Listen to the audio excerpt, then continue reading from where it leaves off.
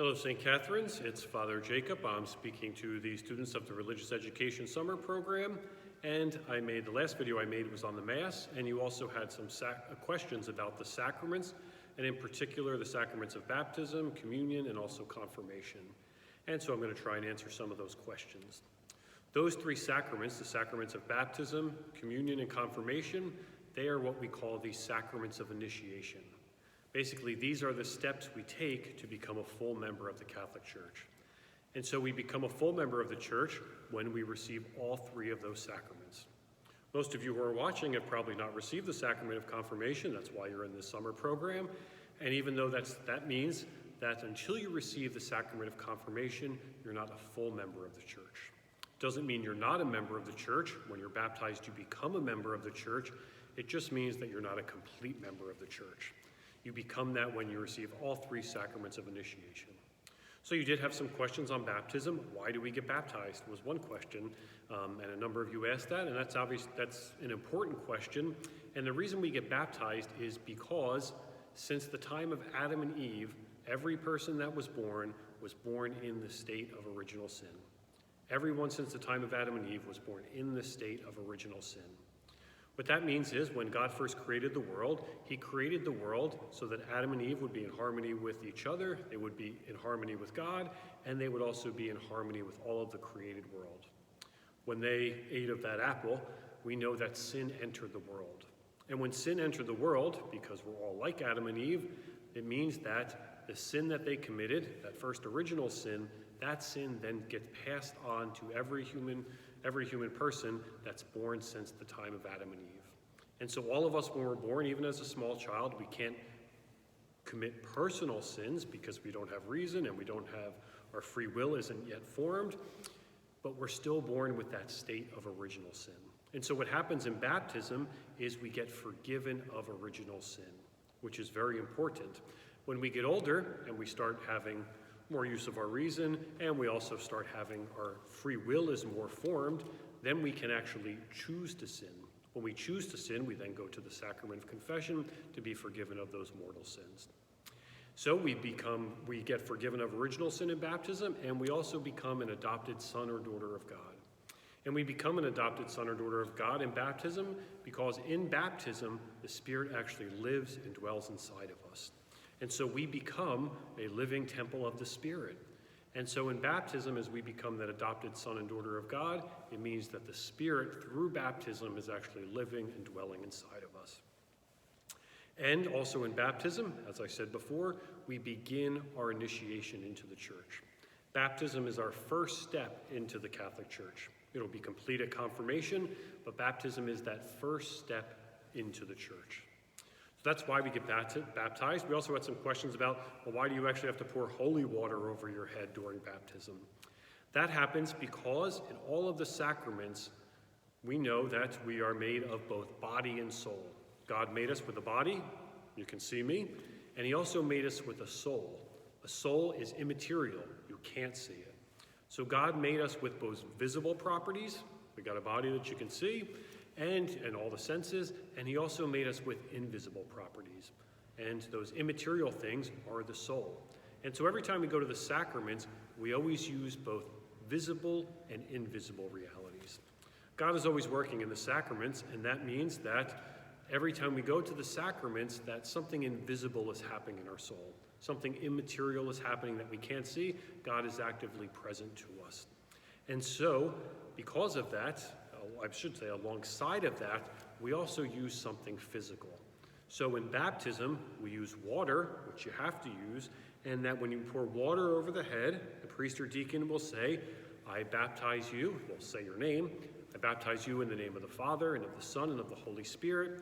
And as that water is poured over your head, it basically means that original sin is forgiven, you become an adopted son or daughter of God, and you also begin your initiation into the Catholic Church. And so again, anytime you go to the sacrament, God is always actively present. He's doing something invisible by grace that we can't see. And at the same time, because we have a body, there's also something physical that's present. And so that's why we use something like water in the sacrament of baptism. We had some questions about how come we can't receive First Holy Communion at an earlier age. So most of you who are watching this will most likely receive First Holy Communion in second grade. For those who are older, you already received it probably in second grade. And this is what we call a discipline of the church. So this is one of those things that the church could change if she wanted to.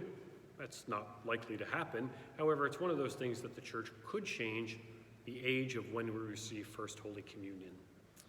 Now, the church probably isn't going to change that because we receive baptism when we're born, and then we get First Holy Communion when we're in about second grade.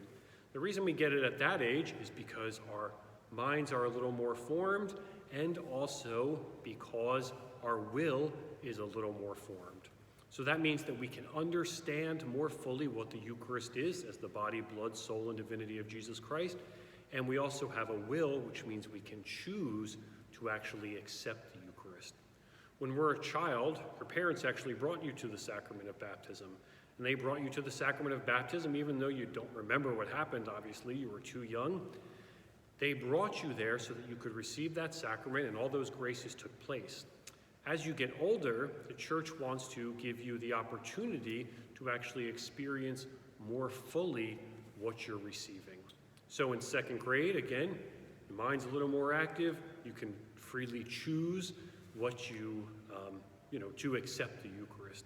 And so that's why we wait until second grade for that. The Catholic Church is a big church. The Pope is the head of the church, and there's also the bishop who's the head of a diocese. And because of that, we have some other churches that fall under the Pope, but aren't Roman Catholics. And so in those churches, they actually do sometimes baptize, get First Holy Communion, and also confirmation, all when they are born, or when they're a small child. That's not how we do it in the Roman Catholic Church, and we do it differently in the Roman Catholic Church because we want to make sure that you can understand what it is that you are receiving.